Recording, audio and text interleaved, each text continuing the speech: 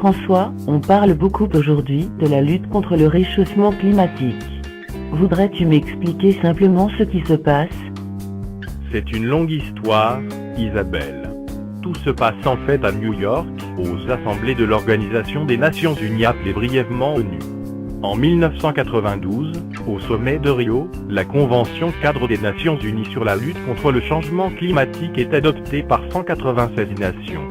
Il s'est passé depuis de nombreuses conférences à ce sujet, dont la 21e et justement la COP21 qui s'est déroulée à Paris en décembre 2015. Là, 195 nations ont adopté un accord universel sur le climat. Cet accord est appelé l'accord de Paris. Cet accord de Paris vient d'être ratifié au siège même des Nations Unies à New York, le 22 avril 2016, par 175 nations, représentant plus de 93% des émissions mondiales de gaz à effet de serre. Sérieusement, c'est un événement historique. Mais qui sont ces pays engagés à la lutte contre le réchauffement climatique? Sois rassuré, la Chine et les États-Unis ont signé. Ce sont les plus gros pollueurs du monde avec à eux de 38% du total des émissions de gaz à effet de serre. À noter que l'Union européenne a négocié au nom de ses 28 pays membres. Quel est en fait l'objectif de cet accord de Paris, et crois-tu que cet objectif est véritablement réalisable?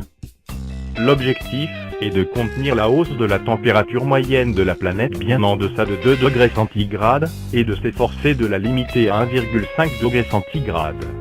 Il devra y avoir une répartition des efforts demandés équitable entre pays développés et pays en voie de développement.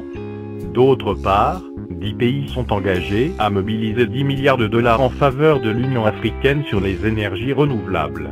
Maintenant, l'avis des scientifiques est plutôt pessimiste. Selon eux, la température montera malgré tout à 2,8 degrés centigrades. Il ne faut pas se leurrer. Il faudra du temps pour que les firmes exploitant le charbon et le pétrole puissent s'orienter sans trop de dégâts financiers vers une économie verte.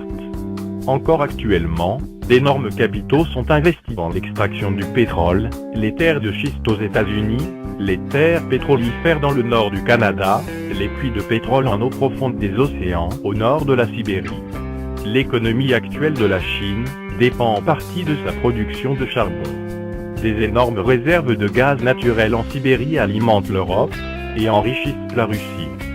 Malgré tous ces soucis, je continue à crier mon espoir. Vive la planète, vive l'humanité et vive la vie.